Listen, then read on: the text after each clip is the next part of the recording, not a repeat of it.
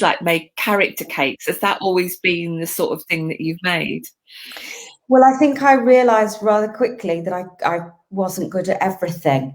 So to stop trying to spread myself too thin and, you know, do wedding cakes and this and the other and the other. I studied performing arts at university, and part of that degree was actually in sculpture. And I realised once I'd learned about cake that it fit with what I'd learned about sculpture.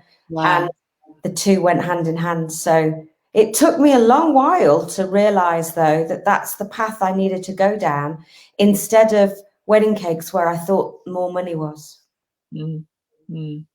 Okay. And have you, when you've looked back at that sort of, you know, decision, has there ever been any regrets? Never any regrets, only that I perhaps would have loved to have done it sooner.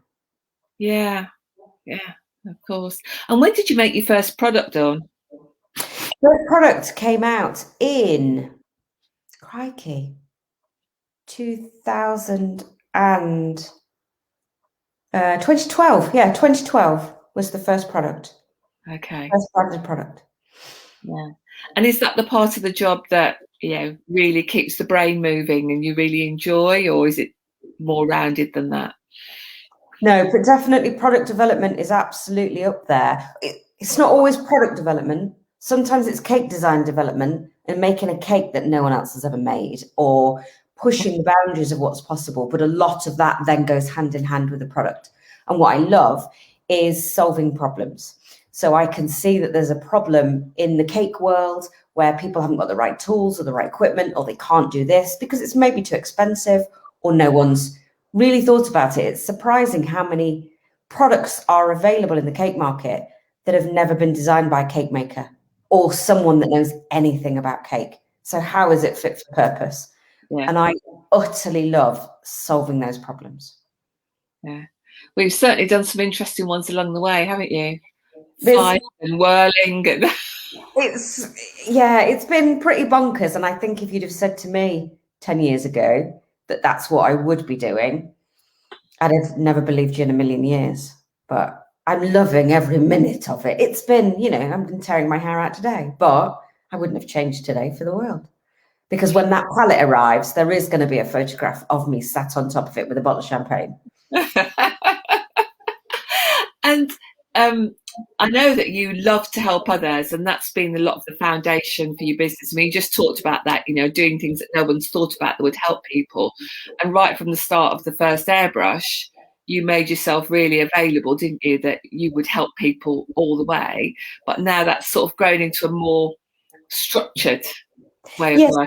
I didn't realise that would become my business model, and I didn't understand probably how important that was to customers. And there is a fine line between being helpful, and that's my business ethos, but also being a business and making money. And that's been a very tough challenge for me, to be the person I want to be and be the business that I want to be, but actually turn over a profit and put money on the table. And I think that's the most challenging part for me. Yeah, I think for many business owners, money mindset is the thing that stops them moving into the realms of what they could do. But it's because you want to work within your values, and your values are really strong. So what's the one piece of really practical advice that you give to someone starting their own business? Take honest feedback. Because I've been very fortunate in the fact that I've surrounded myself with the right people who would tell me that my idea was really silly, or that wasn't going to work, or had I thought about. Don't get too, I've got an overflowing cup of ambition and drive. What I might not have is the best tools or skill set for the other areas. And I needed to recognize that I wasn't the best at marketing, or I wasn't the best at business planning or looking at this. And if somebody comes to you with a nugget that says, you might want to think about that one a little differently, or have you considered that, or have you considered that? Don't be stubborn enough to not take that on board. And you may discard it and you say, do you know, actually, I can make that work. And even if I not ignored their advice, but said, okay, the fact that I'd thought about it, the fact that I thought about what they'd said, pushed me further in the right direction. And listening to others, the experts in the right field, has been everything to me. Yeah, yeah. So the Career Summit next week, we're sort of talking to people who, and it's designed to help. I mean, that's the main part about Career Summit next week, is that, you know, we've got the industry experts from recruitment coming in with all their top tips about applying for a different job or moving a job or whatever it is, if you feel stuck or you're no longer in a job you love or something like that. And then obviously we're also reaching out to people who want to switch just like you. And I think, you know, certainly talking to people over the last couple of weeks while we've been working towards it, there's a real fear factor in people of being able to take that leap. It's interesting to hear you say that circumstances actually pushed you into that situation.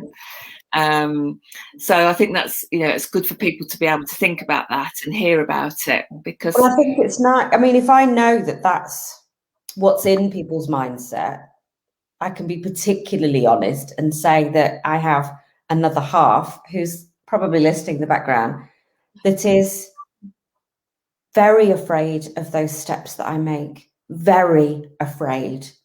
And actually, he's one of those sounding boards. He's one of those listening posts I listen to and go, okay, and not, I'm going to do it anyway, but I do. But without him to just gently go, I'm a bit worried about that. And have you thought about the mortgage that we've got to pay? Have you considered where that's going to come from? And I feel the fear and do it anyway. But that's me. So I will most definitely, if I know that that's in people's minds, explain that process that I go through, and that, it was terrifying to leave the police in a job you have for the rest of your life if you want it, with a pension. Everybody told me I was nuts, told me I was absolutely nuts. And yet I did it anyway. Love it. Absolutely love it. I can't wait to hear the talk. So I need to clarify with you a few things, like what did you say it's about? Oh, sorry, go on. Sorry. And this one. Let this one. 1 sec.